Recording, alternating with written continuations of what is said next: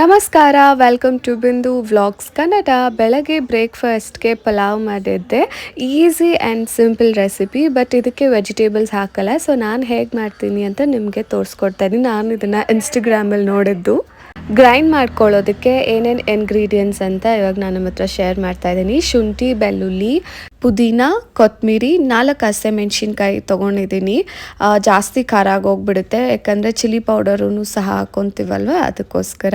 ಅವನ್ನೆಲ್ಲ ಗ್ರೈಂಡ್ ಮಾಡ್ಕೊಂಡಿದ್ದಾದಮೇಲೆ ಕುಕ್ಕರಲ್ಲಿ ಸ್ವಲ್ಪ ಎಣ್ಣೆ, ಚಕ್ಕೆ, ಲವಂಗ, ಅದಾದಮೇಲೆ 1 ಈರುಳ್ಳಿ ಹಾಕ್ಕೊಂಡಿದ್ದೀನಿ ನಾನು. ಟೇಸ್ಟಿಗೆ ಅಂತ ಹೇಳಿ garam masala powder, chilli powder, ಆಮೇಲೆ ಗ್ರೈಂಡ್ ಮಾಡ್ಕೊಂಡಿರ್ತೀವಲ್ಲ ಅದನ್ನು ಹಾಕ್ಕೊಂಡು, ಆಮೇಲೆ ರುಚಿಗೆ ತಕ್ಕಷ್ಟು ಉಪ್ಪು. 1 ಗ್ಲಾಸ್ ಅಕ್ಕಿಗೆ ನಾನು 2 ಗ್ಲಾಸಸ್ ಆಫ್ ವಾಟರ್ ಹಾಕ್ಕೊಂಡಿದ್ದೀನಿ. ಆ್ಯಂಡ್ ಟೇಸ್ಟ್ ಎಲ್ಲ ನೋಡಿದೆ ಕರೆಕ್ಟಾಗಿತ್ತು. ತುಂಬಾ ಈಸಿ ರೆಸಿಪಿ. ಲೇಟಾಗಿ ಏನಾದರೂ ಎದ್ದರೆ ಆವಾಗ ಬೇಗನೆ ಮಾಡ್ಕೊಬೋದು ಬ್ರೇಕ್ಫಾಸ್ಟ್ಗೆ. ತುಂಬ ಚೆನ್ನಾಗಿತ್ತು. ಕನ್ನಡ ರಾಜ್ಯೋತ್ಸವ ದಿವಸ ಗೊಂಬೆಗಳೆಲ್ಲ ನಮ್ಮ ಮನೆ ಹತ್ರ ಬಂದಿತ್ತು, ಸೊ ಹಾಗೆ ಕ್ಯಾಪ್ಚರ್ ಮಾಡಿದೆ. ಮಕ್ಕಳೆಲ್ಲರೂ ತುಂಬಾ ಎಂಜಾಯ್ ಮಾಡ್ತಿದ್ರು. ಆ್ಯಂಡ್ ನಮ್ಮ ಆದ್ಯ ಈ ಸಲ ಎದುರ್ಕೊಳ್ಲಿಲ್ಲ. ಮುಂಚೆ ಎಲ್ಲ ಗೊಂಬೆಗಳು ನೋಡಿದ ತಕ್ಷಣ ಎದುರ್ಕೊಂಡ್ಬಿಡೋಳು, ಬಟ್ ಈ ಸಲ ನಿಂತ್ಕೊಂಡು ಧೈರ್ಯವಾಗಿ ನೋಡ್ತಾ ಇದ್ಲು. ಆ್ಯಂಡ್ ಅವರೆಲ್ಲ ಹೋದ್ಮೇಲೆ ಆ ಕಡೆಗೆ ಆದ್ಯ ಡ್ಯಾನ್ಸ್ ಆಡ್ತಾ ಇದ್ದಾಳೆ ನಿಂತ್ಕೊಂಡು.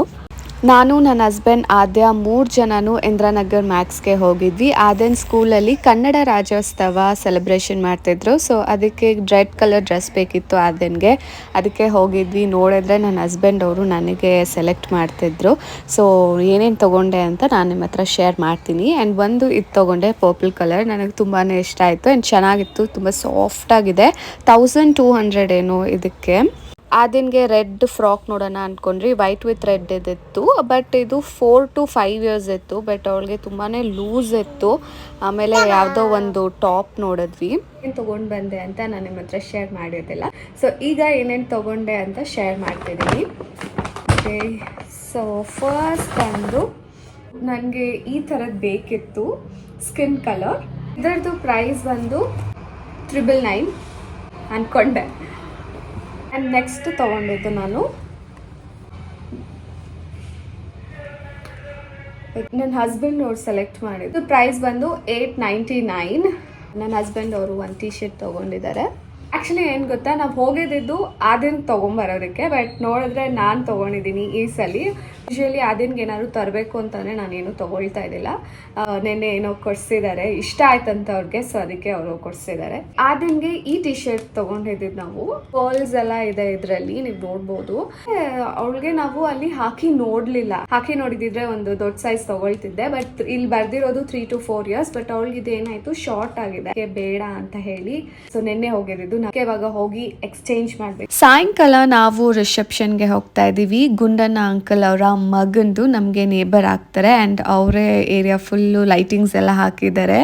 ನಾನು, ಮಮ್ಮಿ, ಆದ್ಯ 3 ಜನ ಹೋಗಿದ್ದು. ರೀಚ್ ಆಗಿದ ತಕ್ಷಣ ಕೃತಿಕಾ ಅಕ್ಕ ಮತ್ತು ಲಚ್ಚಿ ಆಂಟಿ, ಕೀರ್ತನ ಸಿಕ್ಕಿದ್ರು. ಸೊ ಹಾಗೆ ಅವ್ರನ್ನ ಮಾತಾಡಿಸ್ಕೊಂಡು ನಾವು ಕ್ಯೂ ಅಲ್ಲಿ ನಿಂತ್ಕೊಬೇಕಾಗಿತ್ತು. ಸಿಕ್ಕಾಪಟ್ಟೆ ಜನ ಇದ್ರು.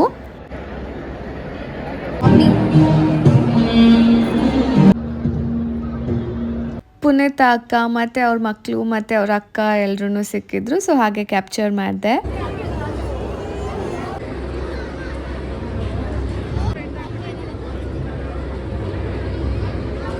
ಊಟ ಎಲ್ಲ ತುಂಬ ಚೆನ್ನಾಗಿ ಮಾಡಿಸಿದ್ರು. ಸೊ ಇಲ್ಲಿಗೆ ನನ್ನ ವ್ಲಾಗ್ನ ಎಂಡ್ ಮಾಡ್ತಾ ಇದ್ದೀನಿ. ನಿಮ್ಮೆಲ್ರಿಗೂ ಈ ವ್ಲಾಗ್ ಇಷ್ಟ ಆಗಿದ್ದಲ್ಲಿ ಪ್ಲೀಸ್ ಒಂದು ಲೈಕ್ ಮಾಡಿ, ಶೇರ್ ಮಾಡಿ, ಕಮೆಂಟ್ ಮಾಡಿ, ನನ್ನ ಚಾನಲ್ನ ಸಬ್ಸ್ಕ್ರೈಬ್ ಮಾಡಿ ಆ್ಯಂಡ್ ಸಪೋರ್ಟ್ ಮಾಡಿ. ನಮಸ್ಕಾರ, ಬಾಯ್.